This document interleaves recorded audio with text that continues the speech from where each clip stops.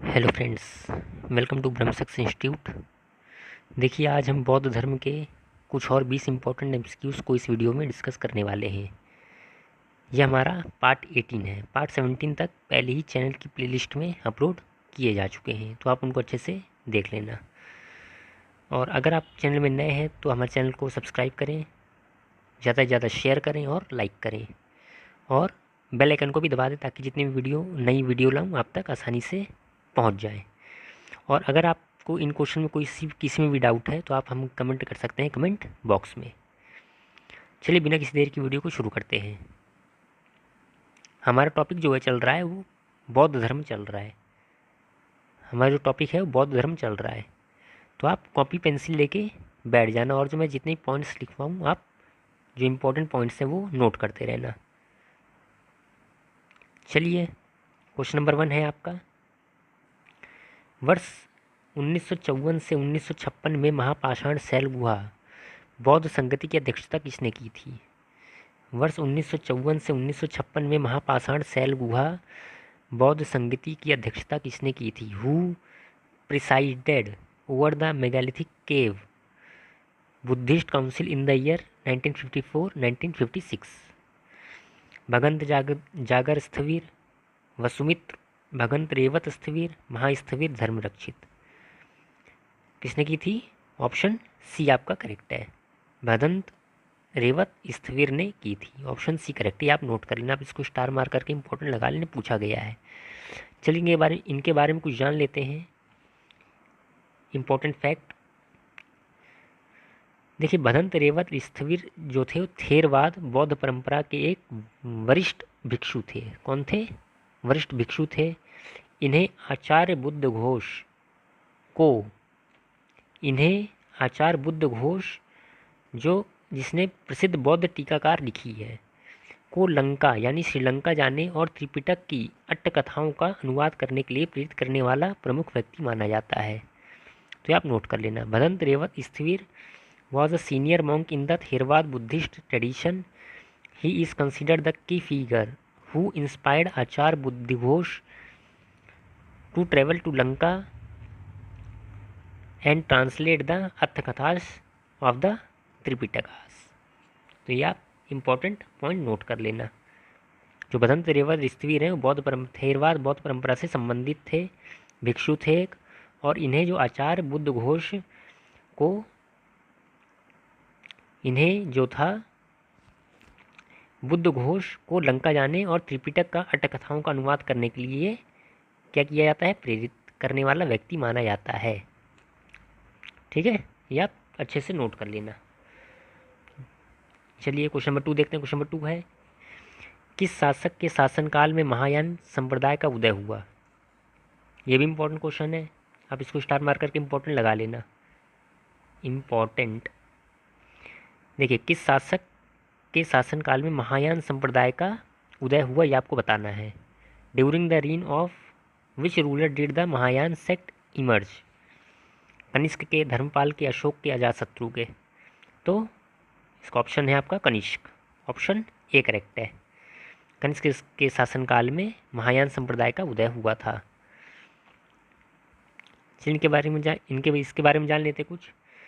देखिए, कनिष्क जिन्हें महान कनिष्क के नाम से भी जाना जाता है, बौद्ध धर्म के प्रसार में उनकी भूमिका के कारण दूसरे अशोक के रूप में जाना जाता है। तो उन्होंने क्या किया था? बौद्ध धर्म का क्या किया था? प्रसार किया था। किसने किया था? कनिष्क ने। इसलिए इनको क्या कहा जाता है? दूसरे अशोक के रूप में इनको क्या किया जाना जाता है। उनके संरक्षण के कारण बौद्ध धर्म उनके संरक्षण के कारण क्या हुआ था? बौद्ध धर्म जो था चीन, जापान, मध्य एशिया और तिब्बत के हिस्सों में फैला था। यहाँ पे स्टार मार करके इंपॉर्टेंट लगा लेना, एग्जाम में पूछा गया है।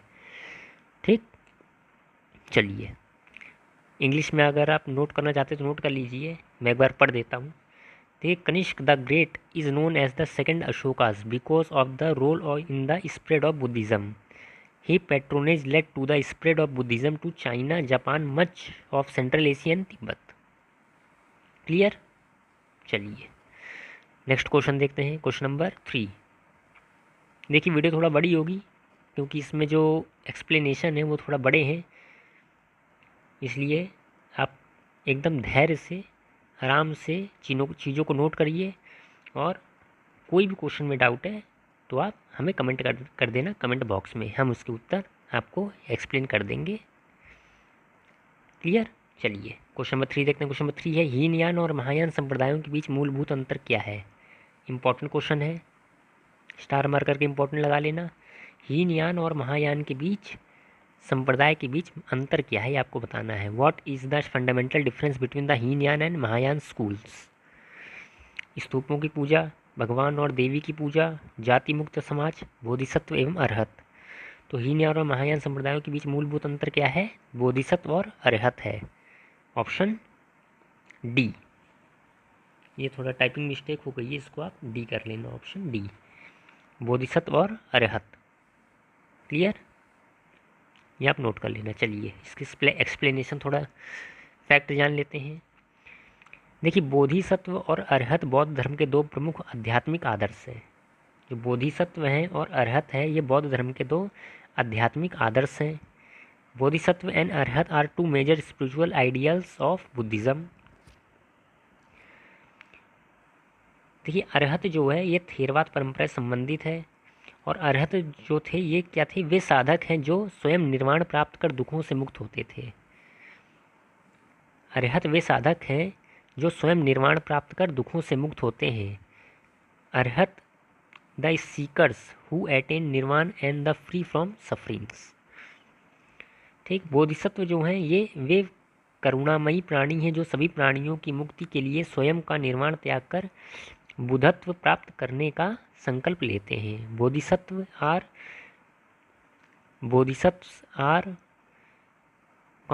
compassionate being who renounce their own nirvana and attain buddhahood for the liberation of all beings। तो ये आप तीनों पॉइंट इंपॉर्टेंट नोट कर लेना, बोधिसत्व, अरहत और थेरवाद। सॉरी, माफ़ कीजिए, बोधिसत्व और अरहत जो थे, अरहत कौन थे और बोधिसत्व कौन थे, ये आप अच्छे से नोट कर लेना। चलिए क्वेश्चन नंबर 4। क्वेश्चन नंबर 4 है, किसके शासनकाल में गौतम बुद्ध को भगवान के पद पर आसीन किया गया था। ये भी इंपॉर्टेंट क्वेश्चन है। देखिए, जितने भी क्वेश्चन है सब इंपॉर्टेंट है और बार बार एग्जाम में पूछे गए हैं, तो आप इनको अच्छे से नोट कर लें। किसके शासनकाल में गौतम बुद्ध को भगवान के पद पर आसीन किया गया था। During whose reign Gautam Buddha was elevated to the status of god. Harsha के, चंद्रगुप्त, विक्रमादित्य के, कनिष्क के, अशोक के। तो किसके शासनकाल में गौतम बुद्ध को भगवान के पद पर आसीन किया गया था, कनिष्क के। ऑप्शन सी करेक्ट है, ये आप नोट कर लेना। चलिए क्वेश्चन नंबर 5 देखते हैं। क्वेश्चन नंबर 5 है, भारत में पूजी जाने वाली पहली मानव मूर्ति किस धर्म से संबंधित थी। ये भी इंपॉर्टेंट क्वेश्चन है, ये भी आप इसको स्टार मार करके इंपॉर्टेंट लगा लेना। The first human idol worshipped in the India belong to which religion. Bharat में पूजी जाने वाली पहली मानव मूर्ति किस धर्म से संबंधित थी। शिव, बुद्ध से, विष्णु से, ब्रह्मा से। तो किससे संबंधित थी, बुद्ध से संबंधित थी। ऑप्शन बी करेक्ट है। चलिए इसके बारे में जान लेते हैं कुछ एक्सप्लेनेशन, जो इम्पोर्टेंट फैक्ट हैं जो एग्ज़ाम में पूछे जा सकते हैं। चलिए इसमें नोट करते रहना आप पॉइंट टू पॉइंट। देखिए, पहला पॉइंट है, भारत में पहली पूजी जाने वाली मानव मूर्ति आमतौर पर भगवान बुद्ध की मानी जाती है। तो भारत में जो पहली मानव मूर्ति पूजी गई थी वो किसकी पूजी गई थी, भगवान बुद्ध की पूजी गई थी। बौद्ध धर्म के महायान संप्रदाय ने भारत में मानव रूप में मूर्ति पूजा की शुरुआत की। तो भारत में मानव मूर्ति पूजा की शुरुआत किसने की थी, महायान संप्रदाय ने की थी। बौद्ध धर्म के महायान संप्रदाय ने भारत में जो मूर्ति पूजा की जो थी वो शुरुआत की थी। इससे पहले बुद्ध के प्रतीकों के माध्यम से दर्शाया जाता, प्रतीकों के माध्यम से पहले दर्शाया जाता था बुद्ध के प्रतीकों को, महात्मा बुद्ध को पहले प्रतीकों के माध्यम से या पदचिन्ह या चक्र के माध्यम से दर्शाया जाता था। ठीक है, 3 पॉइंट हो गए। चौथा लिखिए, कनिष्क के शासनकाल के दौरान गांधार और मथुरा कला में बुद्ध की मूर्तियां सबसे पहले पूजी गई थी। और कनिष्क के शासनकाल में ही क्या हुआ था, गांधार और मथुरा कला में जो दो कला थी, गांधार कला और मथुरा कला, ये दोनों में क्या थी, बुद्ध की मूर्तियों सबसे पहले क्या थी, पूजी गई थी। किसके काल में, शासन काल में, कनिष्क के शासनकाल में पूजी गई थी। तो ये आप इंग्लिश में नोट कर लेना। ठीक, चलिए नेक्स्ट क्वेश्चन देखते हैं। Question number 6। क्वेश्चन नंबर 6 है, प्रसिद्ध रूढ़िवादी थेरवाद मत को कहा जाता है। प्रसिद्ध रूढ़िवादी थेरवाद मत को कहा जाता है। The famous Orthodox Theravada sect is called. अंग्रेजों का मार्ग, प्रधानवाद, दक्षिण शाखा, उपयुक्त सभी। तो प्रसिद्ध रूढ़िवादी थेरवाद मत को क्या कहा जाता है? सभी कहा जाता है। इसको अंग्रेजों का मार्ग भी कहा जाता है, प्रधानवाद भी कहा जाता है, दक्षिण शाखा भी कहा जाता है, और ठीक है, तीनों कहा जाता है। तो इसका आंसर हो जाएगा option D, all of the above. चलिए क्वेश्चन नंबर 7 देखते हैं।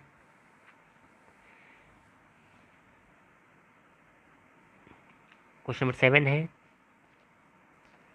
रूढ़िवादी थेरवादी अस्थिविरवाद का प्रधान केंद्र कौन सा था? The main centre of Orthodox Theravada, इसको अस्थिविरवाद भी कहते हैं। ठीक है, the main centre of Orthodox Theravada was, कौन सा केंद्र था इसको बताना है आपको। श्रीलंका था, मगध था, अवंती था, बंगाल था। तो कौन सा था? श्रीलंका था। ऑप्शन ए करेक्ट है। क्लियर। चलिए इसके बारे में जान लेते हैं कुछ। देखिए, श्रीलंका के अनुराधापुर स्थित महाविहार को इस परंपरा का मुख्य केंद्र माना जाता है। तो श्रीलंका के अनुराधापुर जो महाविहार है, यहाँ पर इस परंपरा को मुख्य केंद्र क्या है माना जाता है।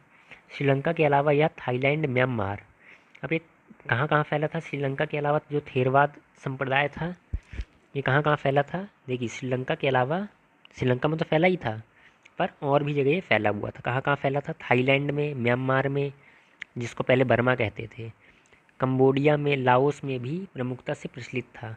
यहाँ यह दक्षिण पूर्व एशिया का सबसे पुराना बौद्ध संप्रदाय है। ठीक है, दक्षिण पूर्व एशिया का जहाँ पर सबसे पुराना बौद्ध संप्रदाय स्थित है, वहाँ पर ऐसा जो था थेरवाद, रूढ़िवादी थेरवाद परंपरा जो थी ये प्रचलित थी।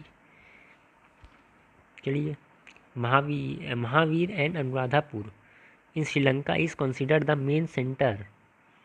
The Mahavir and Anuradhapura in Sri Lanka is considered the main center of this tradition.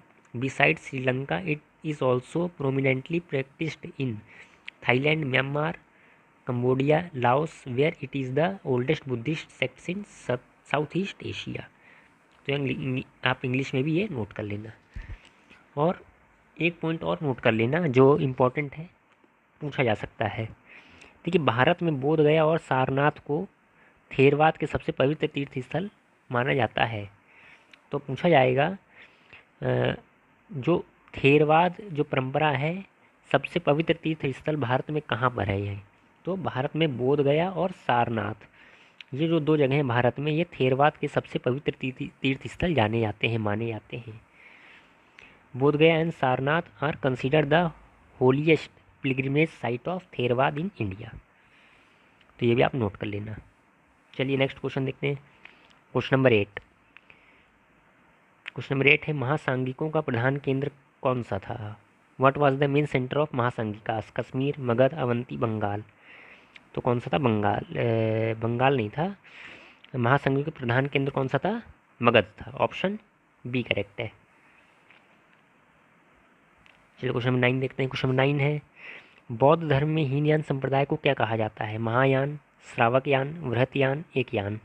In Buddhism the Hinayana sect is called Mahayana, Shravakayana, Vrihatyana, Ekayana. क्या कहा जाता है? श्रावकयान कहा जाता है। ऑप्शन बी करेक्ट है। चलिए इसके बारे में जान लेते हैं, श्रावकयान के बारे में। देखिए, श्रावकयान बुद्ध की मौलिक शिक्षाओं का अनुसरण करने वाला वह मार्ग है जो व्यक्तिगत दुखों से मुक्ति और आत्मज्ञान के लिए समर्पित है। थेरवाद बौद्ध धर्म को श्रीलंका, अब थेरवाद जो बौद्ध धर्म है ये जो Sri Lanka, Thailand, Myanmar, Laos, Cambodia प्रचलित है, श्रावकयान की परंपरा का ही अवशेष है। तो जो श्रीलंका के अलावा जो थाईलैंड, म्यांमार, लाओस, कंबोडिया में जो फैला हुआ था ये थेरवाद परंपरा, बौद्ध परंपरा, ये श्रावकयान के परंपरा से ही क्या थे? अवशेष यहाँ से पाए जाते हैं। तो आप इंग्लिश में नोट कर लेना। क्लियर। चलिए नेक्स्ट क्वेश्चन देखते हैं। क्वेश्चन नंबर 10, हीनयान शाखा के धार्मिक ग्रंथ किस भाषा में है? ये भी इम्पोर्टेंट है। हीनयान शाखा के जो धार्मिक ग्रंथ है किस भाषा में है? In which language are the religious text of Hinayana branch? Pali, Prakrit, Sanskrit, Marathi. तो किसमें है? पाली में है। किसमें? पाली में। ये आप नोट कर लेना। क्वेश्चन नंबर 11 देखते हैं। क्वेश्चन नंबर 11 है, बौद्ध धर्म के किस तरह ग्रंथ को किस ग्रंथ को, यहाँ पर आप टाइपिंग थोड़ा मिस्टेक हो गई है। बौद्ध धर्म के किस ग्रंथ को तरह हटा देना। बौद्ध धर्म के किस ग्रंथ को बोधिसत्वयायन कहा जाता है? ये भी इम्पोर्टेंट है, आप इसको स्टार मार करके इम्पोर्टेंट लगा लेना। बौद्ध धर्म के किस ग्रंथ को बोधिसत्वयायन कहा जाता है? महायान को, हीनयान को, श्रावकयान को, किसी को नहीं। तो किसको कहा जाता है? महायान को कहा जाता है। ऑप्शन ए करेक्ट है। देखिए, अगर आपको वीडियो पसंद आ रही तो आप इसको लाइक करें, ज़्यादा से ज़्यादा शेयर करें और सब्सक्राइब कर दें और बेल आइकन को भी दबा दें, ताकि मैं और भी वीडियो ऐसी लाता रहूँ, ताकि मेरे को भी थोड़ा मोटिवेशन मिल सके। चलिए क्वेश्चन नंबर 12 देखते हैं। क्वेश्चन नंबर 12 है, महायान को अन्य किस नाम से जाना जाता है? महायान को अन्य किस नाम से जाना जाता है, ये आपको बताना है। By what other name is Mahayana known? Brihatyana, Buddhayana, Agrayana, सभी। तो महायान को बृहतयान भी कहा जाता है, बुद्धयान भी कहा जाता है और अग्रयान भी कहा जाता है। तो इसका आंसर हो जाएगा ऑप्शन डी। क्लियर? यहाँ पर स्टार मार करके इंपॉर्टेंट लगा लेना। चलिए क्वेश्चन नंबर 13 देखते हैं। क्वेश्चन नंबर 13 है, निम्न बौद्ध धर्म की किस शाखा को उत्तरी बौद्ध धर्म कहा जाता है? ये भी इंपॉर्टेंट क्वेश्चन है। उत्तरी बौद्ध धर्म की किस शाखा को कहा जाता है? महायान को, हीनयान को, श्रावकयान को, किसी को नहीं। किसको कहा जाता है? महायान को ही क्या जाता है? उत्तरी बौद्ध धर्म कहा जाता है। बौद्ध धर्म की उत्तरी बौद्ध धर्म किस शाखा को कहा जाता है? महायान को कहा जाता है। ऑप्शन ए करेक्ट है। चलिए क्वेश्चन 14 देखते हैं। क्वेश्चन 14 है, बौद्ध धर्म के किस संप्रदाय में बुद्ध को ईश्वर तुल्य स्वीकार किया गया है? देखिए, जितने क्वेश्चन है सब सेलेक्टेड क्वेश्चन है और सब पूछे गए एग्जाम में, तो ये इनको अच्छे से नोट कर लेना। In which sect of Buddhism is Buddha accepted as god? Hinayana, Mahayana में, दोनों में, सभी में, किसी में नहीं। नॉन ऑफ द अबाउ, किसी में नहीं कहा जाता। तो किस में कहा जाता है? बौद्ध धर्म को ईश्वर तुल्य स्वीकार किस में किया गया है? किस शाखा में किया गया है? महायान की शाखा में किया गया है। ऑप्शन ए करेक्ट है। ऑप्शन बी क्या करेक्ट है? महायान, यानी बी करेक्ट है। ये टाइपिंग थोड़ा मिस्टेक हो गई है, तो आप इसको करेक्ट कर लेना। ऑप्शन बी, महायान की शाखा में कहा जाता है। ठीक, इन महायान। ये राजगृही थोड़ा गलत टाइपिंग मिस्टेक हो गई, इन महायान। क्लियर?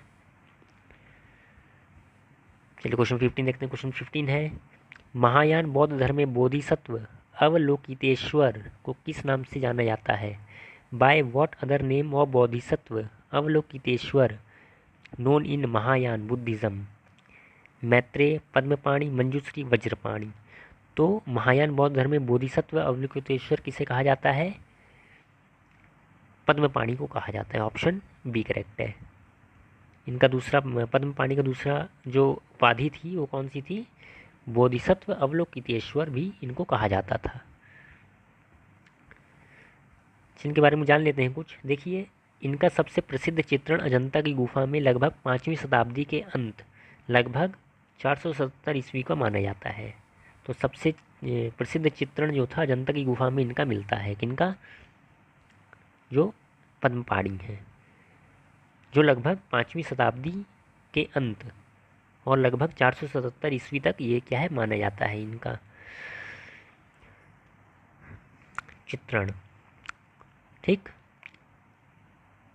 नेक्स्ट पॉइंट इसमें नोट करेंगे, नेपाली बौद्ध परंपरा में यह अवलोकितेश्वर के 108 रूपों में से एक माना जाता है और खड़ी मूर्तियों के लिए एक आम उपाधि है। ठीक है, तो ये एक उपाधि है, उपाधि थी। तो आप इंग्लिश में नोट कर लेना। चलिए क्वेश्चन नंबर 16 देखते हैं। क्वेश्चन नंबर 16 है, महायान संप्रदाय के विचारक थे।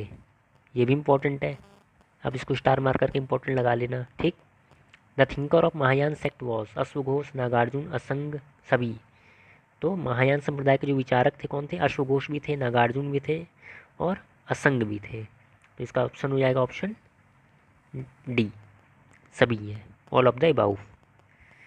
क्वेश्चन नंबर 17 देखते हैं। क्वेश्चन नंबर 17 है, हीनयान से संबंधित सबसे विकसित शैलकृत चैत्य कहाँ स्थित है? हीनयान से संबंधित सबसे विकसित शैलकृत चैत्य कहाँ स्थित है, आपको बताना है। Where is the most developed rock cut chaitya related to Hinayana located? Bedsa में, कारले में, जुन्नार में, पीतलखोरा में। कहाँ पर स्थित है? कारले में स्थित है, ऑप्शन बी।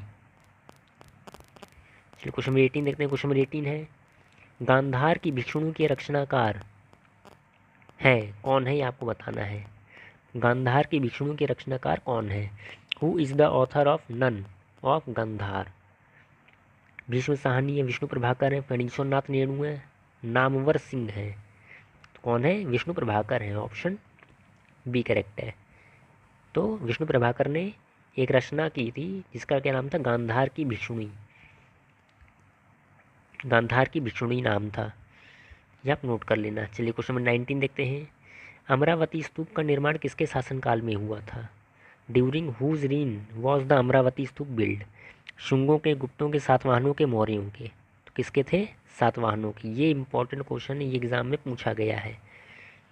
ठीक है, आप इसको स्टार मार्क करके इंपॉर्टेंट लगा लेना, 3 स्टार लगा लेना।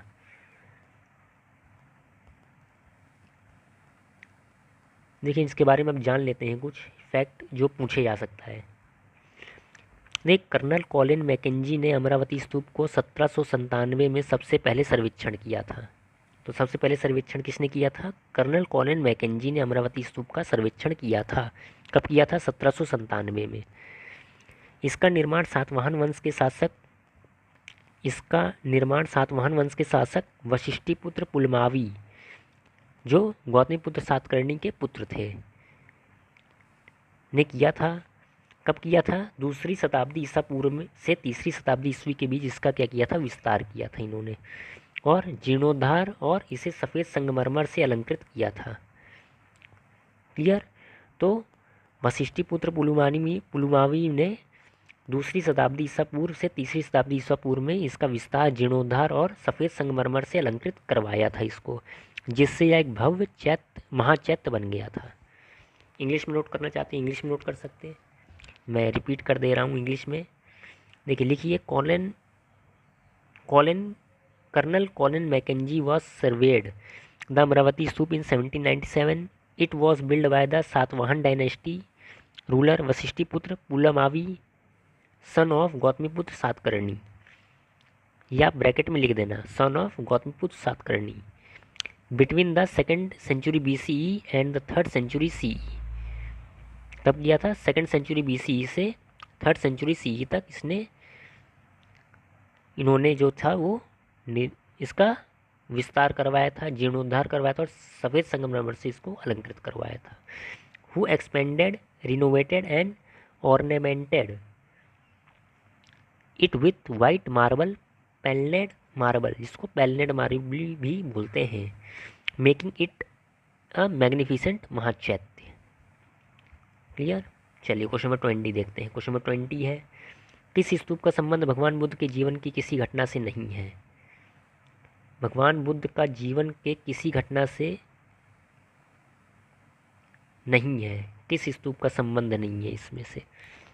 भगवान बुद्ध के जीवन से नहीं है। सारनाथ से, सांची से, कुशीनारा से, बोधगया से। तो किससे नहीं है? सांची से नहीं है, ऑप्शन बी करेक्ट है। आप स्टार मार्क करके इंपॉर्टेंट लगा लेंगे, भी क्वेश्चन पूछा गया है। चलिए इसके बारे में जान लेते हैं, 3 पॉइंट हैं। देखिए, सांची स्तूप मध्य प्रदेश राज्य के रायसेन जिले के सांची कस्बे में एक पहाड़ी की चोटी पर स्थित एक बौद्ध स्तूप है, जो अपने विशाल स्तूप के लिए प्रसिद्ध है। सबसे बड़ा स्तूप जो है सांची स्तूप है। ठीक है, the Sanchi stupa in the Buddhist stupa located on the hill top in the town of Sanchi in the Raisen district of the state of Madhya Pradesh, famous for its massive stupa. सबसे विशाल स्तूप के लिए जाना जाता है। नेक्स्ट क्वेश्चन देखते हैं। नेक्स्ट पॉइंट, क्वेश्चन नहीं पॉइंट। नेक्स्ट पॉइंट नोट करिए। सम्राट अशोक द्वारा 3री शताब्दी ईसा पूर्व में निर्मित इस यूनेस्को, जो अब सम्राट अशोक ने इसको क्या किया था? निर्माण करवाया था 3री शताब्दी ईसा पूर्व में। और इसको यूनेस्को विश्व धरोहर स्थल का एक मुख्य उद्देश्य भगवान बुद्ध के अवशेषों को सुरक्षित रखना था। इसको यूनेस्को की साइट में भी क्या किया है? सम्मिलित किया है। क्यों सम्मिलित किया है? क्योंकि इसका प्रमुख उद्देश्य क्या था? भगवान बुद्ध के जो अवशेष थे उसको सुरक्षित रखना था इसका उद्देश्य जो था। तो ये पूछा जा सकता है।